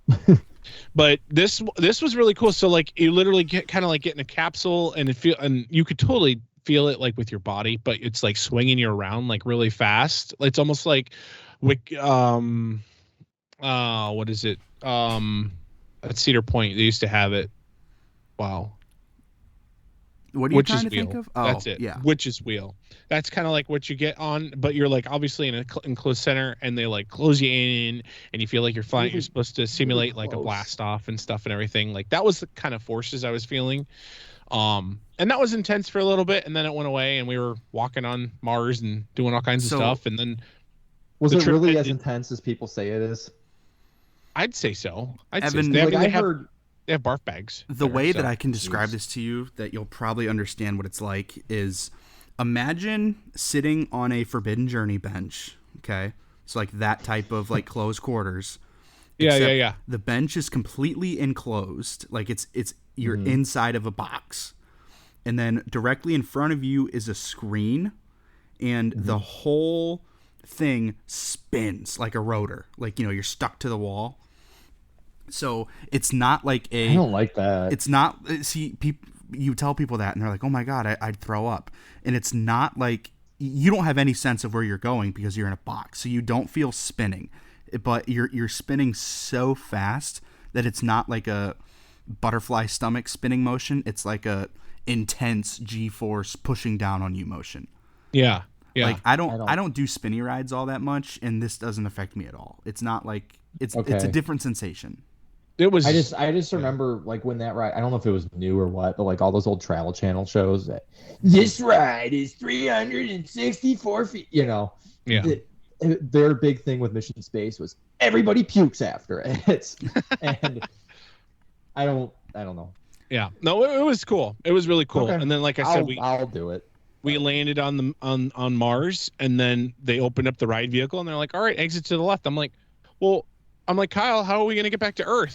So the whole day I was trying to figure out how to get back to Earth, and no one really helped. You're just like walking through Magic Kingdom, like, are Magic Kingdom's on Mars? Yeah. And then we did. And then we did test track.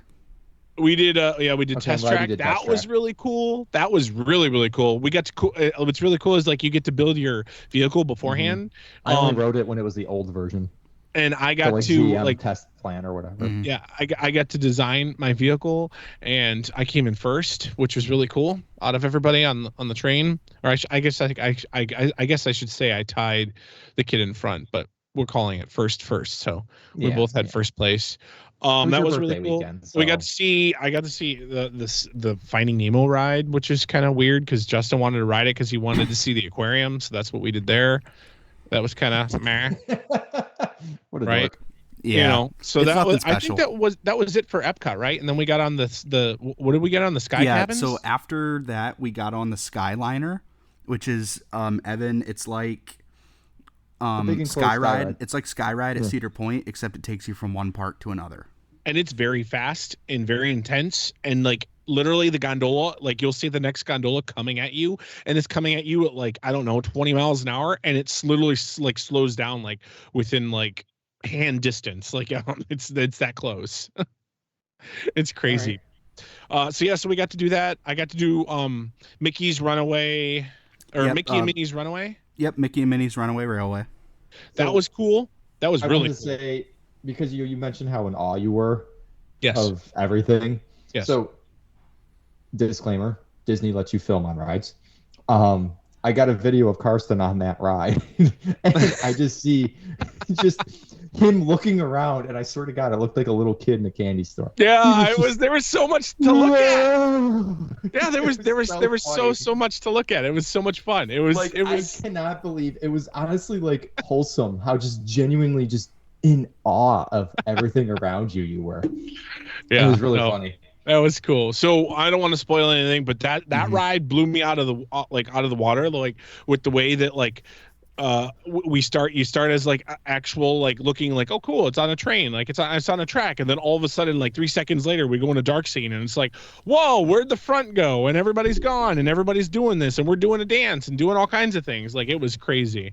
And then we needed to kill some time, so we got to see the Muppets Vision, the 3D show. Yeah. That was pretty funny. That was cool. Okay. I liked it. It was cool, little cheesy, but everybody likes the Muppets, right? And then we got to wait forever and a day. Oh my gosh, because the one side of the Star Wars, Rise of the Resistance was. So Rise of the Resistance has an ungodly capacity, like 3,000 people an hour.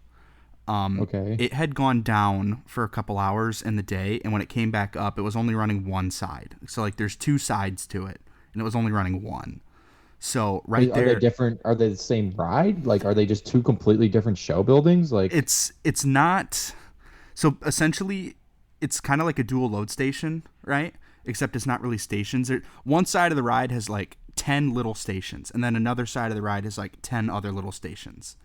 And okay, this is just so far out of my scope. Yeah, that I can't even so picture it. Anyway, ride's running at half capacity, and then so we waited a long time. Yeah, so they have their lightning lane thing, right?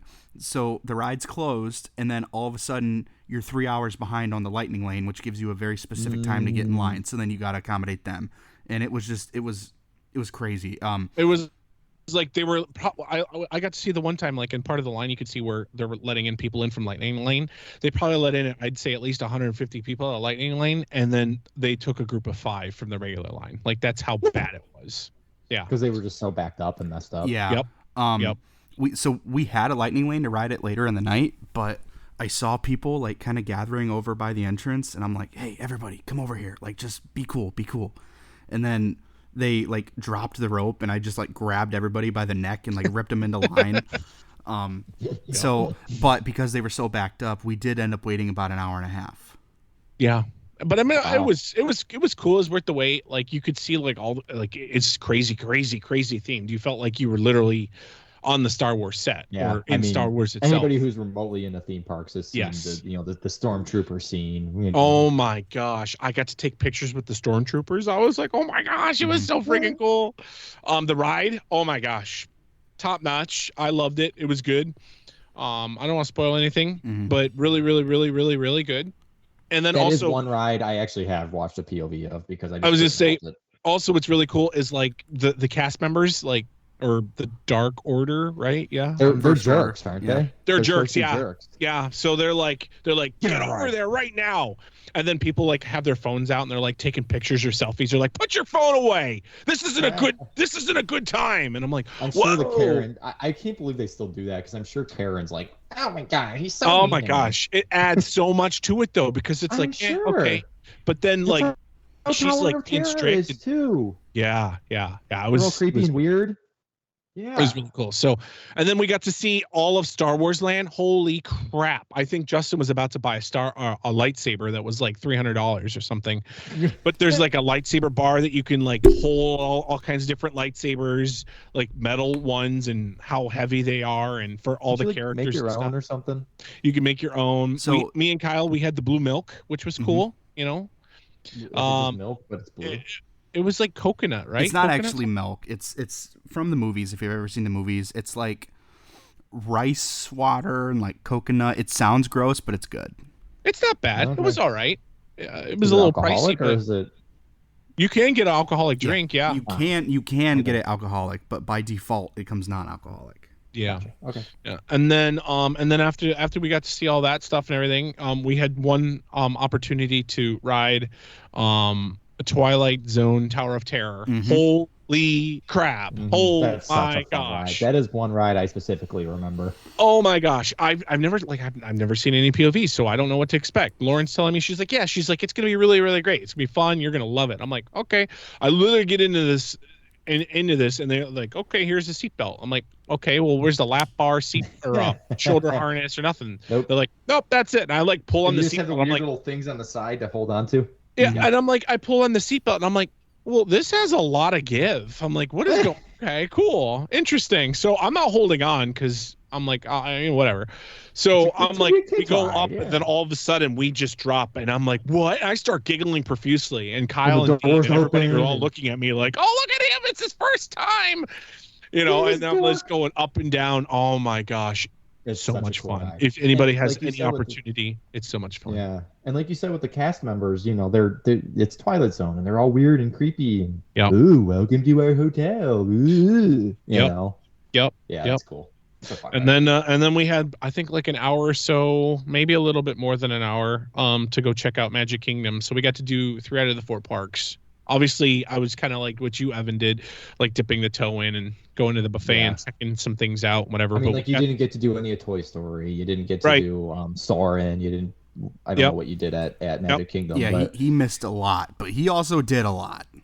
I did some pretty marquee attractions. Like I was able to do, Haunted Mansion. That was cool. That was pretty good. I was, going through everything and whatever. It wasn't really what I was expecting. I didn't realize it was going to be like the conga of all the gondolas kind of thing. It was almost reminding me of Finding Nemo, because that's exactly the kind of ride system they had, Nemo, kind of thing. Yeah, so that kind of ride system, is called an Omni Mover. Okay. Which just means it continuously moves, right? Yep. And then we got to go through the castle. Freaking awesome. Took some really, really cool pictures of that. And then I made a mistake of taking one picture, and then I put my phone away, and then there's like 4 or 5 different groups that were like, hey, can you take my picture? Because I was by myself, because you guys went to go get some food, and I'm like, oh crap. So I got stuck being Kyle, like when he went to Cedar Point, taking pictures in front of the castle for people and stuff. Oh yeah, when I worked at Cedar Point, and I would just get stuck at the 150 sign. Yep. And then we finished it off with Pirates of the Caribbean, which I thought was going to be like, I don't know, like a 3D or 4D simulator ride, like kind of like Spider-Man or whatever, like in my head. Nope, it was exactly like the Land of the Living or whatever. I'm sorry if I butched that. But literally it was like the little boat ride, and I'm like, oh, cool. But wow, was the animatronics I felt like there was literally like they were real people, or like, and those are their older ones too. Yeah. And then I'm like looking up, and I'm like, oh wow, you can see like the sky and the building and stuff. And I'm like, oh look guys, I'm like, we're outside. You look, the clouds are moving a little. And they're like, we're not outside. Like, oh, so yeah, he actually did ask at one point if we were outside.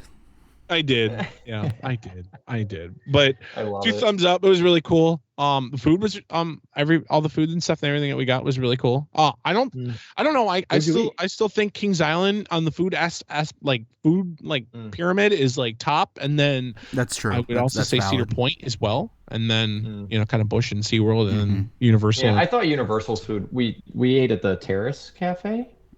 Is that what it's called in Jurassic World? Yeah. We had I didn't have the heart to tell you.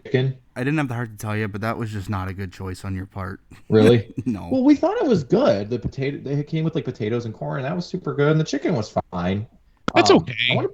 I want to point out the mobile ordering thing at Universal. And this is your guys' recommendation. Oh my God, does that work well? Like, did you do it? Yeah, we did it for Terrace Cafe, and I think if we had gotten in line for the food when we got there, it probably took us the same amount of time to like sit down, get our food, eat our food, digest it, and leave as it did as somebody who got in line as we got there. So that was awesome. So another big score on the recommendations from you guys. Good stuff. So yeah. Anyways, Terrace Cafe, it was good. It was fine. Yeah. But yeah. So the thing with like Disney and Universal food is like for the most part, when you go to Cedar Point or Kings Island, wherever you eat, the food is like good. The same cannot be said about Disney and Universal. They have some options that are phenomenal, and they have some that are just not good. It just depends. Yeah. I think Cedar Point and Kings Island definitely went for like quick service, like restaurant, like food, and like having high like standards for that. Because you said that we can get like really good food at Disney, but we have to like make reservations and the whole 9 yards, do all that kind of stuff. So and I think with Universal, instead of the goal is you don't eat in the park. You go out the city walk. And just the way that our day was going, that wasn't in the cards. So it was cool. Definitely 2 thumbs up to Disney. It was freaking awesome. Can't wait to go back. Yeah. Can't wait to ride and kind of immerse myself and go and stay there a lot longer and do a lot of things. But it was really fun. In the spirit of new and exciting experiences too, I actually have something to talk about pretty quick. Yeah. I got to do Tron Light Cycle Run at the Magic Kingdom. Ooh. And good. I really enjoyed it. I'm trying to find my notes here. So I'm going to stall a little bit until maybe I can find them or maybe I can't. But Tron Light Cycle Run it was announced like 5 years ago, and then just crazy construction delays and a pandemic and just everything just kept this ride from opening.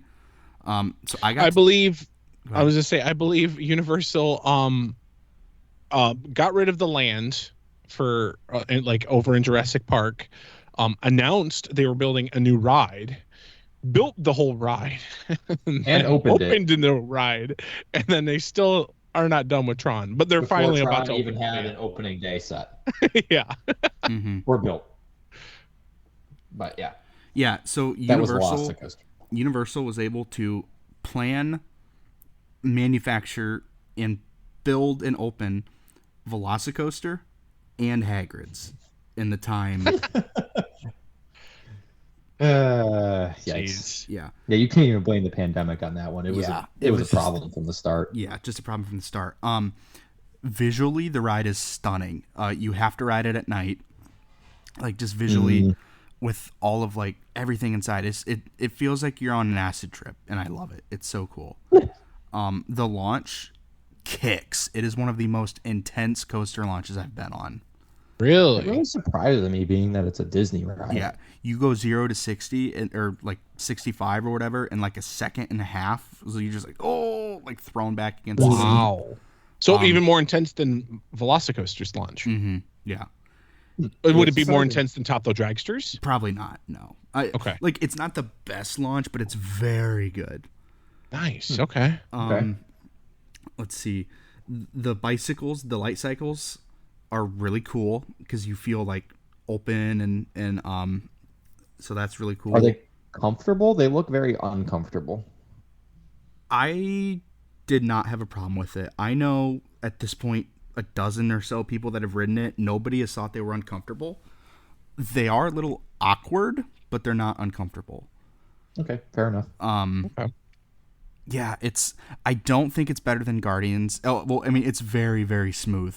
I don't think it's better than Guardians just for the fact that it's like short. Like it's only like a minute and 5 seconds ride time. Wow. It's short. Like right when you think you're getting going, you're done. And did you fit? Not calling you fat, but did you fit in the regular, or did you have to go in the big? In the regular light cycle? No problem. Okay. Cool. The way that, I mean, I know you guys know what I look like. The way I struggle with weight is all of my weight is in my gut. I have like a beer gut almost.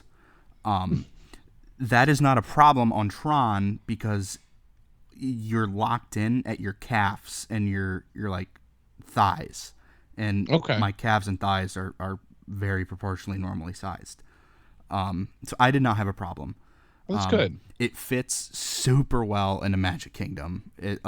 Nice. It's a home run, and I think if it opened before Guardians did, I would be like ranting and raving about it.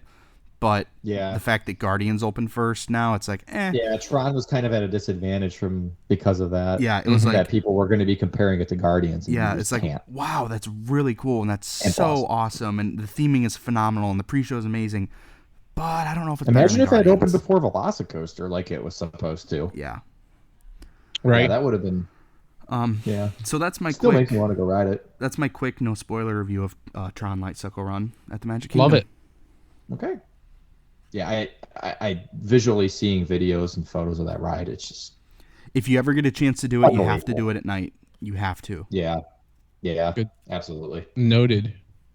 Well, I think that's probably going to wrap this up, but I think we do have a spoiler, Kyle. What's this spoiler that you were showing off in the show notes? I'm curious about a guest. Oh yeah, a guest. Yeah, we might be having an emphasis on might a representative of a major ride manufacturer on the show to interview in the near future. We've been in talks with them, and they are interested. It's something that might happen. If it gets actually confirmed, we will be sure to let you all know, but we'll leave it at a representative of a major coaster manufacturer. Yeah. And we're really excited. Yeah, it won't be next week's show. It'll be a little bit. So it'll be a future show for sure. Yeah, probably before the park opens, though. We'll just put it like that, and it'll be a lot of fun if it works out. Fingers crossed. So that's our marketing to keep you guys listening to us. I think this is going to go down as our longest show on record. We're at an hour and 45 minutes. Holy crap. Well, there was a lot to talk about. Yeah. And I really, really went on a tangent, but I was just super excited. So an hour and 10 minutes of that is Evan. I hope people like listening to my voice, because I sure don't. Hey, that's why we did all the news beforehand or whatever to check out with Cedar Point and Cedar Fair and Kings Island and Coasterstock and everything, you know. So I was just a burden, is what you're saying. No.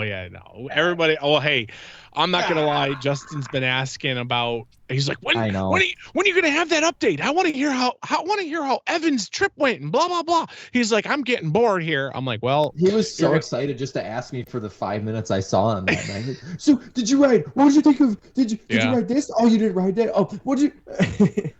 Yeah, so between Justin and his mom, those two always keep us in check. Yep. Yes, they do. For sure. So, but Lord. That's going to wrap up this very long and detailed episode, but if you made it this far, we do appreciate you listening. We'll be back next week, hopefully, to give you all the news and updates that we can. Hopefully in the future, we'll have that interview, but that's it for me. Yep, that's all guys. I talked about. Guys, thanks for tuning in, and hopefully we'll have our next guest sometime soon. So, all right, That's gonna do it for us. Take it away, Justin. Thank you for listening to the Rundown on Fun. Be sure to follow us on social media to stay up to date on all things Cedar Fair. As always, be kind to your ride operators, and we will see you on the Midway. Good night.